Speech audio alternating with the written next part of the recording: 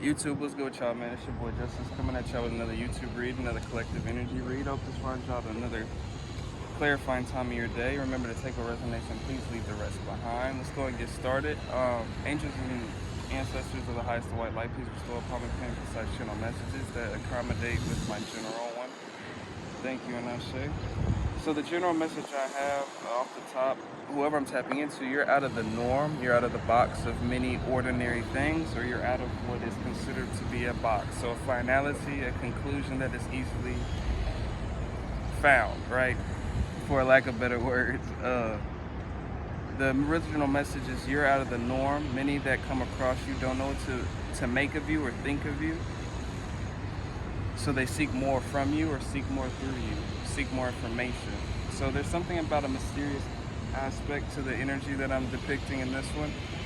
There's something about the mysteriousness comes from, I've said this in a lot of prior videos. A lot of you guys are in a, whether you're in an environment, an industry, a certain talent, a certain path that has other people that are maybe in that same path, same industry, but they're like nothing like you. This could be people of the same blood, people of the same bloodline, right? That may not be anything like you, right? In terms of like commonality speak.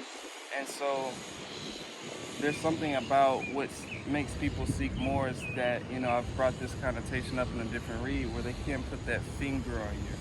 They can't read something about you, that they feel like they have maybe come to a conclusion at maybe a quick point or maybe a developed point over time, and maybe there's something that you say, something that you do, something how you move that just completely throws people out of the loop with you, so to speak, right? So call your power back from those that cling to it. First message, energy vampires around you. So I wasn't really talking about a vampiric theme, so I'm gonna use that as like how people may cling to your energy trying to find an answer, right? Like a puzzle piece to be solved, right? And so that can be very objectifying, as a lot of you guys probably know, in terms of experimentation, things like that. When people do indirect things to you or around you or to you or say it about you, but it's all to get closer to you, so to speak, but they don't do that directly. So it's something about, this mysterious aspect that has people that they start doing mysterious things. It can eliminate shadow aspects of people on a mysterious level, shadow level. It doesn't have to be connotated as negative, good, bad, scary, frightening.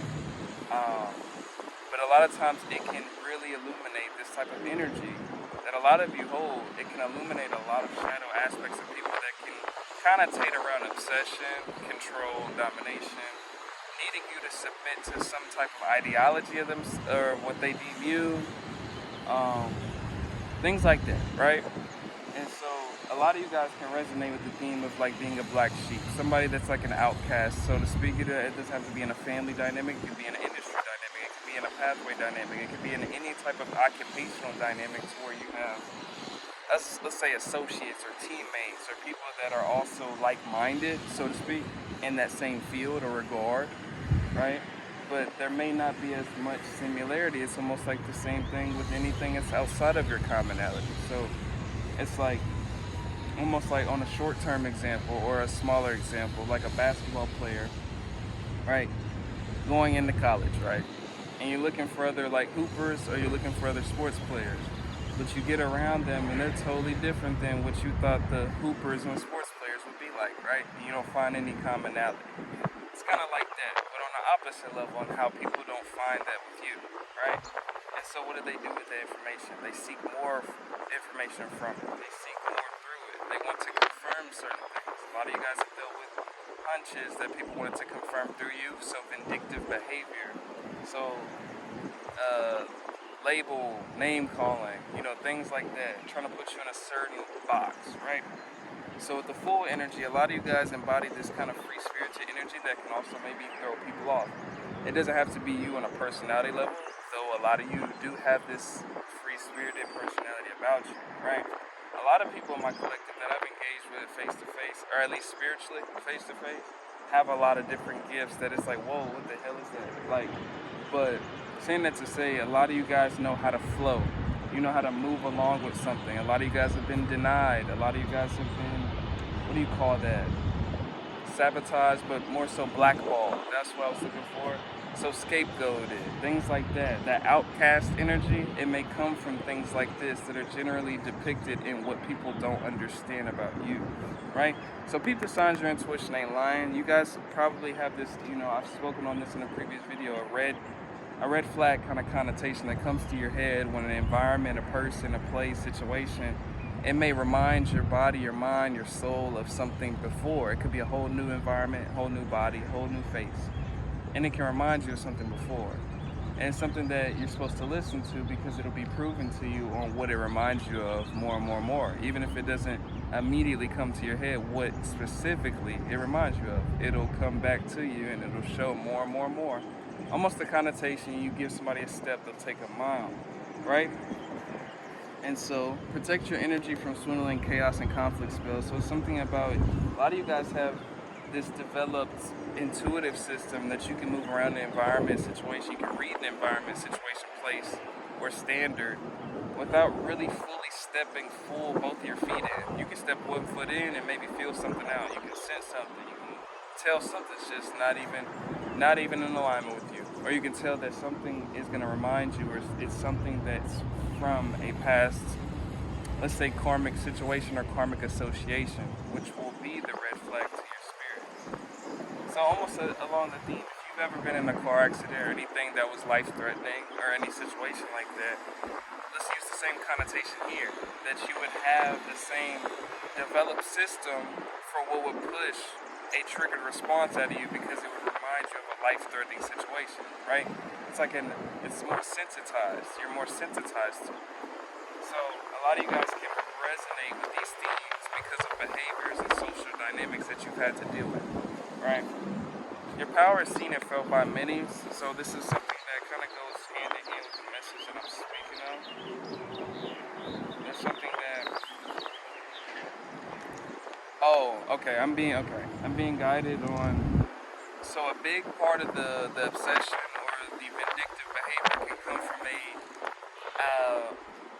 not an ignorance, but a blindness that people feel to your energy. You could be seen as a blind spot or something about you is hidden.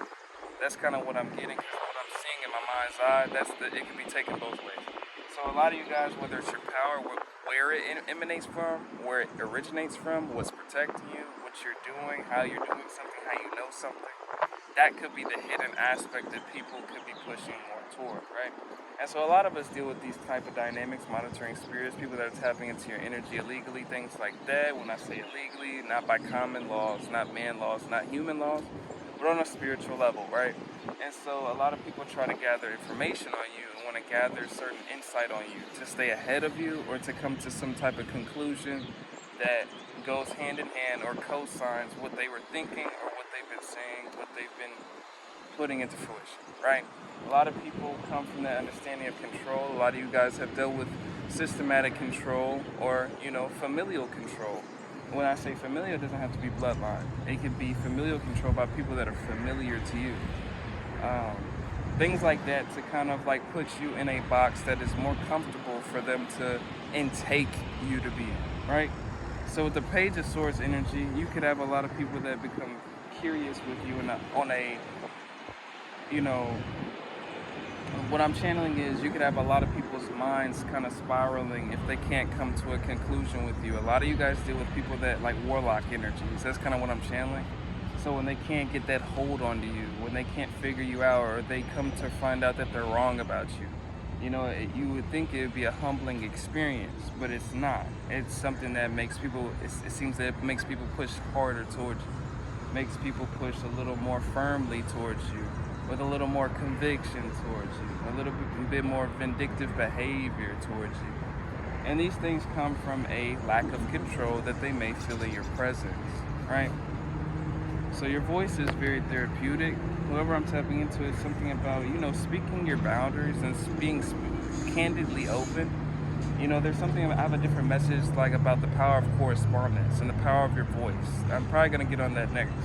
But the correspondence that comes from you setting a boundary, speaking out a boundary, what you do or do not allow, you would underestimate how quick that shifts your timeline, like on a real level. Because a lot of you guys are these Six of Pentacles energies.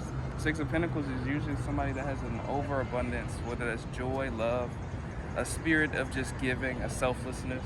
But it has to do with giving, pouring your cup into other people's cups, right? Six of Pentacles. But a lot of times, and a lot of you guys have recognized that, it doesn't usually get poured back into you, not always. And so what you're doing, you can always, I always tell my personals this, you're usually pouring out to a certain point, and when you reach back out to pour again, or pour back into yourself, or drink yourself, it's almost at the bottom, right? It's not poured back in. Sometimes we can give with the expectation that we'll be given back to, and that's not the truth at all. And so that could be a reminder for somebody, because I didn't expect to channel that, but I just did, right? So they try to take your kindness for weakness, goes coinciding with the message. With the world energy, a lot of you guys are closing out timelines in terms of what you're allowing and what you're not allowing, so to speak. So a lot of you guys have to set boundaries with those type of energies that once you recognize this kind of like vindictive nature, or this nature of trying to lustfully persist after you, right? Spiritually, emotionally, physically, sexually, financially. That's your red flag to where you got to set boundaries with somebody that, takers recognize givers from a mile away. And that's a reminder for somebody. And you got to understand how to kind of navigate that with space and boundaries and respect, or a self-respect that, whether they don't respect you or don't respect themselves, you can be the emanation to show something of that back, right? And so that can show itself in an array of ways, right? Whether you standing up for yourself, whether you telling somebody off, whether you doing certain things to say, hey, I don't accept disrespect and I don't tolerate that, right? And so that can be a proportionate, valued, mirrored response to somebody that may need the mirrored exchange of self-respect, right? And so this is a message for a lot of you guys that, have this wondrous energy. It can be seen as a wondrous energy. It can be seen as something that maybe somebody's not seen before. Maybe somebody's not come across before. But it's not for you to just stop. It's not for you to just not do it, or not walk in your light, or dim yourself. That's also a reminder. Don't do that. Because that'll only lead you to the same outcome. And that's kind of the point that I'm kind of ending off with. But if you need a personal with me, hit up Shamika-san with a C and Shamika@gmail.com. I've got a partnership with Rose Forever New York and Outer Spirit if you're interested in any vibration enhancing jewelry or any rose or flower bouquets. But it's your boy Justice. I'm just kind of springing these videos out, getting them ahead. But other than that, I'm sending my love and Ashe. Peace out, y'all.